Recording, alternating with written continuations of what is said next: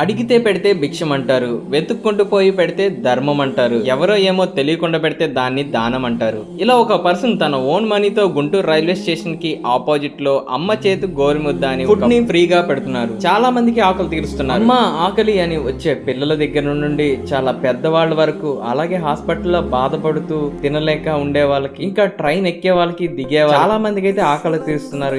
ఇతనిని దేవుడు అనాలా లేదంటే మనుషుల్లో ఉన్న మంచి మనిషి అనాలా అనేది మీరే డిసైడ్ చేయండి. అన్నతో 2 రోజులు ముందలే మాట్లాడాను. అన్నకి జ్వరం రావడం వల్ల ఈ ప్రోగ్రామ్ అయితే డిలే అయ్యింది. అన్న కోరిక ఏంటన్నా అని అడిగాను. నాకు కోరికలు పెద్దగా ఏం లేవు, ఏదో ఫండ్ వస్తే నేనేదో సేఫ్ సైడ్ పెట్టుకుందాం అనుకోవట్లేదు. దాతలు కనుక ముందుకు వస్తే నలుగురికి ఇంకా ఆకలి తీర్చగలను తమ్ముడు అని అన్న. నిజంగా మన వీడియో చూసి చాలా మంది దాతలు అయితే ముందుకు వస్తారనుకుంటున్నాను. ఖచ్చితంగా మీరు అనుకున్న కోరికను నెరవేరుస్తారన్న. మనంతో సహకారంగా ఈ వీడియోని సాధ్యమైనంత వరకు షేర్ చేయండి. కొంతమందికైనా మనం ఆకలిని అయితే నింపగలం. Thank you guys. ఇంకో వీడియోతో మనం keep watching football. Thank you.